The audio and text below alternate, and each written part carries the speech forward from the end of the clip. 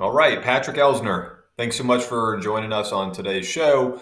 You and I have surprisingly got connected on social media, which seems to be the normal medium for most folks to get connected these days, and certainly can appreciate from afar what you've done there. It looks like you've got a large following, um, and which is I think is phenomenal. And as we were talking pre-roll, with Junk Raider, my junk removal company that started 6 years ago, we've recently franchised the concept, and so I'm very eager to learn about your background and what you've done in the franchising space. So without further ado, I'll turn it over to you for a quick intro. Yeah, I've been a franchise consultant for 20 years. I help people figure out two things: which franchises are available where they live and which ones match their criteria. So, free service paid by the franchise companies, kind of like working with a buyer's agent to find a home. Yeah, very good, very good. And so, what if you could take us back kind of to the early days, Patrick, when you first got into the franchise world? Has it always been franchise consulting that you've done? Have you been a franchisee or a franchisor? Have you held other responsibilities like franchise development for any companies, or have you always kind of gravitated towards the consulting side and helping individuals get to their next business ownership opportunity? So, I came about franchising because I sold advertising to franchise owners back when I was with the NBC affiliate here in St. Louis. And so I got to really know guys like Phil Dean, who's one of the most successful Stanley Steamer franchise owners. I really got to know the industry. I called on all the Lincoln Mercury dealers, and I got to know all these guys. And what I realized was I didn't want to be in corporate America anymore. And I'm a sort of a structured guy.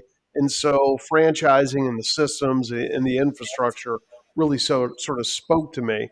And so I started becoming a franchise consultant, and here I am 20 years later.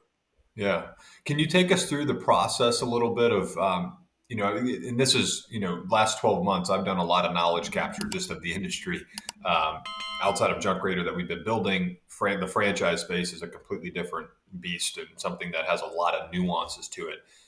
And what I've learned, Patrick, from just talking and learning about franchise consultants specifically, to your point about just being very process driven and oriented, there's a lot that goes into what it is that you do in identifying potential candidates for franchisors like myself. So talk us through just kind of at a basic level of what that looks like for you on the front end, all the way through to potentially getting somebody placed at a franchise company.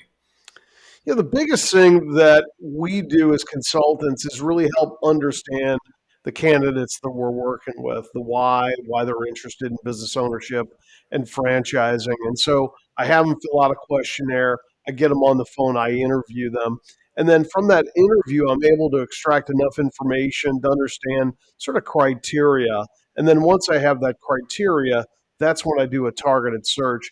I come back, I share with them specific franchises that are available where they live that fit their criteria. I tell them about all these different concepts, and then they decide which ones they want to understand more and connect with, and then I connect them with those franchise development folks, such as somebody like yourself.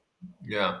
Have you seen kind of a trend of the types of franchises that a lot of your candidates end up going into, or have you placed folks all over all different types of industries from retail to food to home services? Has it been, all over the place, or do you kind of find that most of your candidates get into some sort of a niche? It's really across the board. I mean, I tell candidates when I work with them, I start with a blank slate. I don't have any preconceived notions. I don't have any motivations of putting someone in a particular industry or a category because Yeah. ultimately the candidates drive in the search. I'm just serving as a conduit or a matchmaker. But I would say, as a general rule, this year, I probably place most people in concepts that allow them to keep their W-2 jobs and do something on the side.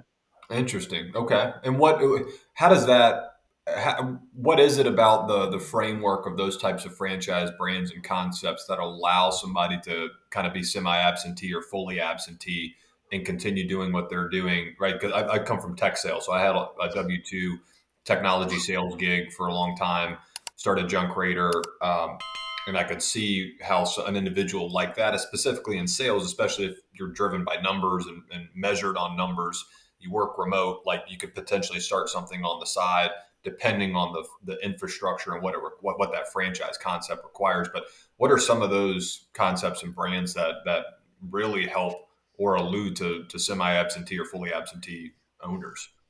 Well, with a franchise system, what they're giving you is a playbook.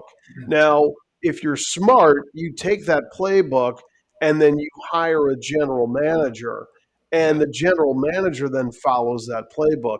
Everything is very much, it's kind of like buying something at IKEA. You're given the instruction manual where people screw up as they go, well, I'm in Peoria. I don't know that that's going to work here. And you're mm, like, well, why did you join a franchise? I mean, they're giving you the playbook. So if yeah, you're a smart be a two guy, and most of the people that I work with, Davis, they already own rental property, they own real estate, VRBO, single family homes, but they mm, have that W 2 job. And I found that real estate is sort of the first foray into income replacement. And so franchising is the next great frontier. But if yeah. they keep their jobs and follow that playbook they're given by the franchisor, they should have a high likelihood of success by following that playbook. Yeah. Well, I think, through my learnings, what I've learned about franchising outside of just the massive benefits and the statistics of moving into a franchise concept and your likelihood to succeed versus starting something on your own, the likelihood is much less that you're going to succeed. You're actually more likely to fail.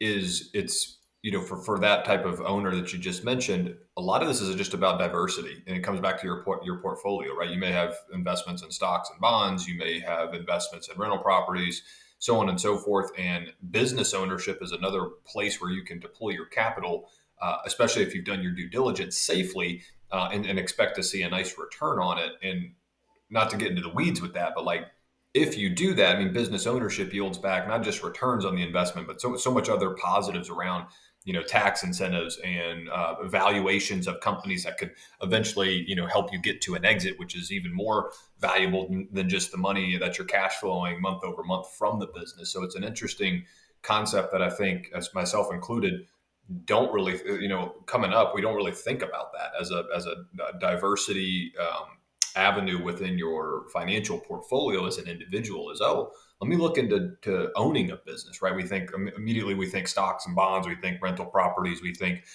maybe gold, right? Let me go buy it here and sell it here. We think Bitcoin, so buy low, sell high. But business ownership is absolutely one of those avenues.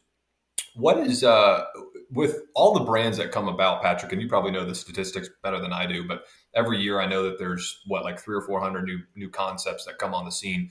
What are you, given that you see a lot of them and learn about a lot of them, what are you most excited about?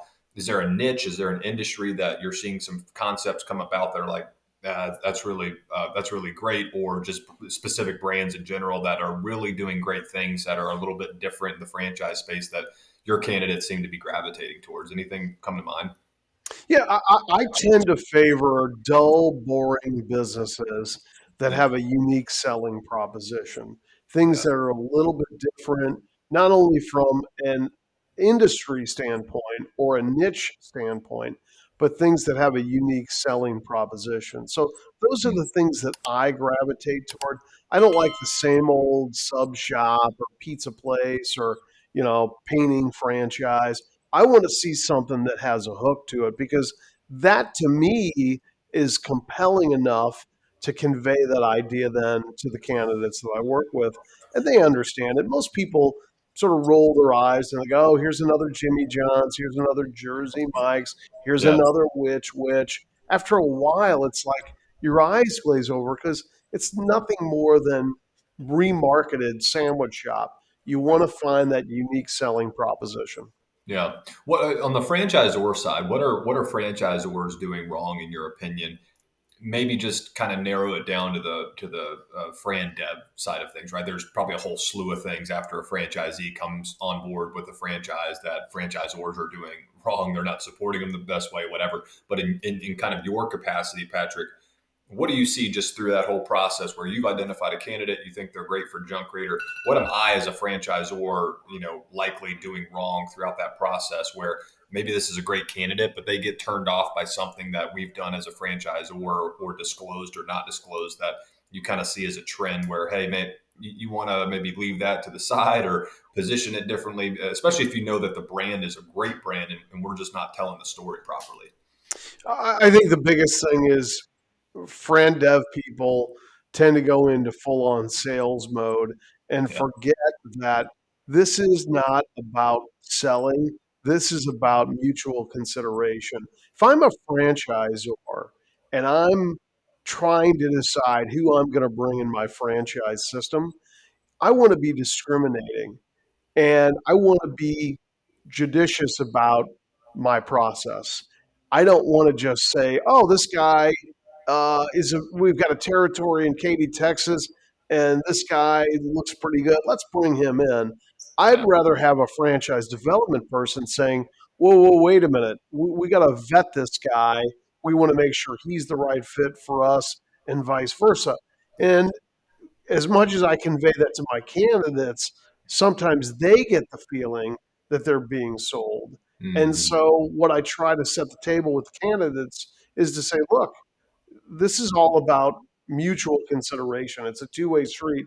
You got to convince them that you're going to be a fit because they only have one license in Katy, Texas. And if you're the wrong guy, the wheels fall off the wagon for the Zor, for the Yeah. franchisor. So that's really the biggest thing. Yeah.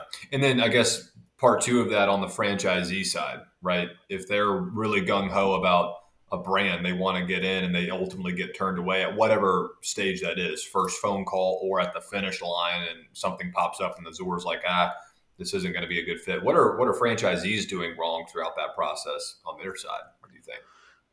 Well, I think the biggest thing is the franchisee gets in the way of themselves. And this is human nature, Davis. I mean, people tend to overthink things. I mean, if I'm going to open up a Subway restaurant, it's not very complicated. A guy comes in, he's hungry, he's looking for lunch. Yeah. Take care of them, make them feel good, provide them a good product, get them out. Hopefully, the next time he's hungry again, you got a shot at it. But it's not any more complicated than that. Where people get in trouble is they begin to overthink things, and that's the worst thing you can do. It's just like that stupid Nike ad. Just do it. That's all Yeah. this is. Yeah. Yeah. Can you take us back to the younger days of Patrick Elsner and how you got started and just what that journey looked like to today? You've been in the industry a while, helping candidates. How did you get started with it? Like, what attracted you to franchising? What was your background before that, Patrick? Was it business, entrepreneurial ownership type stuff all along, or did you at some point maybe have a flip where, you know, somebody spoke to you about business ownership or franchising or brokering, and that really attracted you to it? So I've sold advertising my entire career prior to getting into franchising. So I sold advertising to small and medium sized business owners. A lot of them were independent, but a lot of them were franchising. And Mhm. remember the stark contrast between the small little independent business owner who had no infrastructure, no systems, no training, no processes, and they would struggle. And the owner was the chief cook and bottle washer, and he couldn't get out of his way because he didn't know how to delegate. And I'm the guy, and I should be doing all this. And then you look at guys like Phil Dean from Stanley Steamer here in St. Louis, one of the most successful franchise owners. Guy's like got 100 trucks on the road, Yeah. multi-millionaire, but he follows processes. And Yeah. that's the biggest difference. So whether you own a little independent business, you still have to read Michael Gerber's E-Myth book and understand you need systems and processes in a business. Totally. I think that's what probably, and I'll learn this as we get a year, two, three, five down the line as being a Zor. But I think that's what, and it pops up in a lot of my candidate conversations as well as folks that we're evaluating for potential franchisees is, you know, this is a very franchise systems that succeed, in my opinion, are what you just said. The ones that have processes, standard operating procedures, manuals that you follow. It's the playbook. And as a Zor, I think you're failing your franchisees if you don't have that in place. But as a franchisee, you should be looking for that type of that type of concept. To me, if there's something so nuanced about a business in a specific niche industry, that it's really difficult to systematize it, then it makes it really difficult for you to implement it. And then also on the Zor side, it makes it very difficult to scale that. Then you start getting into like people that really, that have to have a really niche skill set. Hiring becomes an issue. So, for us, that's why we're excited about junk removal. Is it a low barrier to entry market? Of course, most folks can do the task of picking something up and putting it in a truck, but it's everything around business ownership that you need to get your arms around and really hone in on and become really good at to make your junk removal concept thrive. And so, note there. But when it comes to you personally, Patrick, I ask realtors this all the time because there's a lot of realtors just out there. But what are you doing from a branding and sales perspective for your own business to attract candidates, get your hands on, good candidates that will succeed with any brand, and ultimately working them through that process? Kind of what's your lead flow? How do you capture leads for candidates that you want to work with ultimately? Well, it has everything to do with the fact that I've been doing this now for 2 decades and 20 years. And Yeah. so I've built a following not only with candidates that I've placed. I mean, I probably get 2 to 3 to 4 referrals every week from people that either I placed or maybe that I haven't placed that have gotten to know me. I've connected with them on social media. And a lot of it is just through that time. We call it time in the chair. And when you've been doing it as long as I have, puts me in the top 1% of all consultants that do what I do. You build that reputation. And so Mhm. for a lot of times, that's really where all the inquiries come from. It's like a real estate agent. My brother's Mhm. been selling real estate for close to 30 years here in St. Louis. It's a reputation he's built up over 3 decades. Totally. That's awesome. And do you find a trend of the types of candidates that you're successful with coming from like corporate backgrounds or younger folks just coming out of school looking to get in business ownership? What's the profile typically of a good candidate for you? They're almost exclusively guys that are in their 40s that have been working for the man. They've been working in corporate America, Yeah. for 15 or 20 years, and they realize that the deck is stacked against them as Hmm. being a W-2 employee. Look, there's nothing wrong with being a W-2 employee, Yeah. but when you recognize the fact that you're only as good as your last paycheck, Yeah. you realize that you're not in control. Your employer is in control, and they're going to decide when they want you and when they don't. And if you're in that situation where you've got a couple of kids and mortgage and college payments, they've got you right where they want you. Yeah. Robert Kiyosaki's book, The Rich Dad, Poor Dad, and the one that he wrote subsequent to that called The Conspiracy of the Rich, basically lays this out and says, you're in a situation where they have you held hostage. They call it the golden handcuffs. Yeah. And that's what you want to try to avoid. I tell people if you've got kids, teach your kids early on to think entrepreneurial. Totally. Yeah. Couldn't agree more there. Is there a learning curve when you first get connected with a candidate?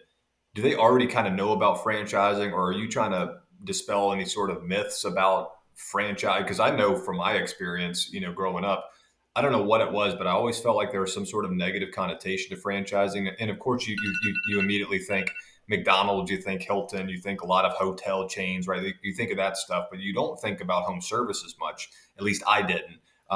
But talk us through kind of those first initial calls with a new candidate about, hey, we understand your background, you're a W-2, you're looking to potentially move away from that. You've seen the writing on the wall at the company, everything you just mentioned, Patrick. Here are some options that you could go into. What's that learning curve, if any, that you experience with those candidates on those calls? Yeah, most people have never owned a business. 99% of the people in this country work for the 1%, whether it's IBM or a privately held company. Yeah. And so most people don't have familiarity with franchising beyond going to Jimmy John's for lunch. And Hmm. so there's a huge learning curve there. But most people buy into the idea of franchising because they recognize that at say 45, they're not 25. They don't have the learning curve. They don't have the time horizon to be able to say, well, I can make some mistakes. Of course, at 25, you don't also have the money either. And so franchising is that plug and play model that helps mitigate the risk and shorten the learning curve. Awesome. Well, last two questions here, Patrick. For the times that we're in, right? Very interesting times. The market conditions just got through a pandemic, a lot of uncertainty.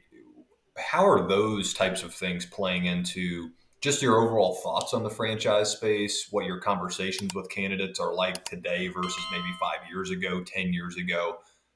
Any kind of general comments there, just about market conditions, global politics, that sort of thing, as it relates to what you're doing in the franchise space? Yeah, I think the pandemic was an awakening of sorts for a lot of people. What they realized was that life is short and you don't want to, you know, go on and stay with a bad job. And Yeah, so I think for a lot of people, it gave them pause and said, okay, if I'm going to do something, I'm going to go grab the brass ring and go for business ownership right now. yeah, very good. I agree. It's been a wild ride, and I think if I were had to guess, candidates looking to get into business ownership is likely a lot more today than it was prior to the pandemic, just for those reasons. So, all right, last question. We'll wrap it up, Patrick. If you could go back to your younger days, whether that was when you first got in the franchise space or 5 years ago, and tell yourself anything that would be useful for you now that you know what you know, anything come to mind about just advice to your younger self? Yeah, just to relax, everything's going to be okay. I Yeah. think so many people, present company included here, Davis, so many people think the world is going to end when they sign a franchise agreement. I Yeah. always tell people, guess what? The sun's going to rise in the east tomorrow. I promise you. Yeah. Everything's going to be okay.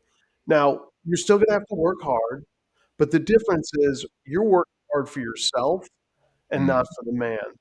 But everything is going to be okay. You're going to yeah. be fine. You're going to be, you're going to be living under a bridge under Highway 40. Yeah. Everything's going to be just fine. Yeah.